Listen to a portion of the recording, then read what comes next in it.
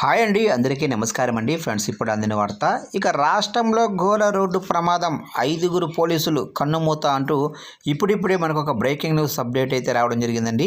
అయితే ఇందుకు సంబంధించిన వివరాలు అయితే మన వీడియోలో తెలుసుకుందామండి. ఎక్కడ ఏంటి అనేది వీడియో మాత్రం పూర్తి వరకు చూడండి ఫ్రెండ్స్, అప్పుడే మనకి పూర్తి సమాచారం అయితే తెలుస్తుంది. లేట్ చేయకుండా టాపిక్లోకి వెళ్ళిపోదాము. ఇక ఒడిశాలోనే జర్సుగూడలోనే జరిగిన ఘోర రోడ్డు ప్రమాదంలో 5గురు పోలీసులు మృతి చెందగా మరో 3 తీవ్రంగా గాయపడ్డారు. ఇక మూలాల నుండి అందిన సమాచారం ప్రకారం ఈ ప్రమాదం ఆదివారం తెల్లవారుజామున జరిగింది.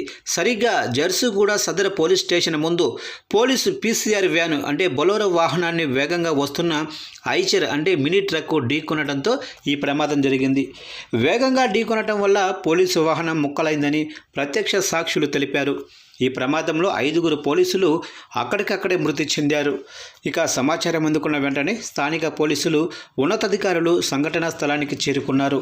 ఇక క్రెయిన్ సాయంతో దెబ్బతిన్న వాహనాన్ని తొలగించి మృతదేహాలను బయటకు తీశారు. తీవ్రంగా గాయపడిన 3 పోలీసులను వెంటనే జిల్లా ప్రధాన ఆసుపత్రికి తరలించారు. ఇక ప్రస్తుతం వారి పరిస్థితి కూడా విషమంగా ఉందని తెలుస్తుంది. ఇక జర్సుగూడ పోలీస్ సూపరింటెండెంట్ అంటే ఎస్పీ సంఘటనా స్థలాన్ని పరిశీలించారు. పోలీసులు ప్రమాదానికి కారణమైన వాహనాన్ని స్వాధీనం చేసుకుని డ్రైవర్ను అరెస్టు చేసినట్లు తెలిపారు. ఈ ఘటనపై ముఖ్యమంత్రి కార్యాలయం కూడా సంతాపం వ్యక్తం చేసింది.